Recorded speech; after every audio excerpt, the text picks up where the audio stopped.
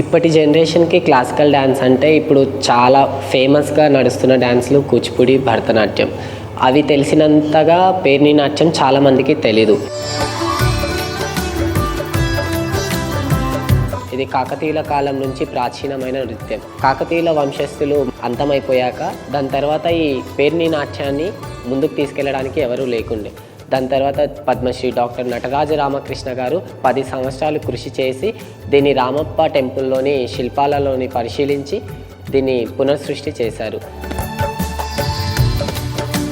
దీంట్లో పేరిణి లాస్యం, తాండవం 2 జత చేర్చి దీన్ని పేరిణి నాట్యానిగా ముందుకు తీసుకొని వస్తున్నారు. ఈ నాట్యాన్ని కాకతీయుల వంశస్థులు ఉన్నప్పుడు మనం యుద్ధానికి వెళ్ళేటప్పుడు మోటివేషన్ కోసం ఈ డ్యాన్స్ని పర్ఫామ్ చేసేవాళ్ళు.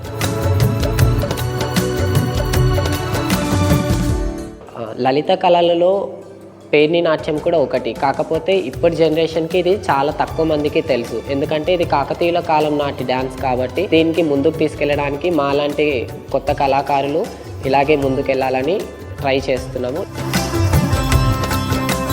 ఇప్పుడు తెలంగాణ గవర్నమెంట్ సపోర్ట్ చేయడంతో ఈ ఆర్ట్ ఫామ్ని చాలా ప్లేసెస్లో పర్ఫామ్ చేయడం వల్ల చాలామందికి పేరిణి నాట్యం అంటే ఏంటిది, దాని రూపకల్పన ఏంటిది, అది ఎక్కడి నుంచి వచ్చింది అనేది చాలామందికి తెలుస్తుంది.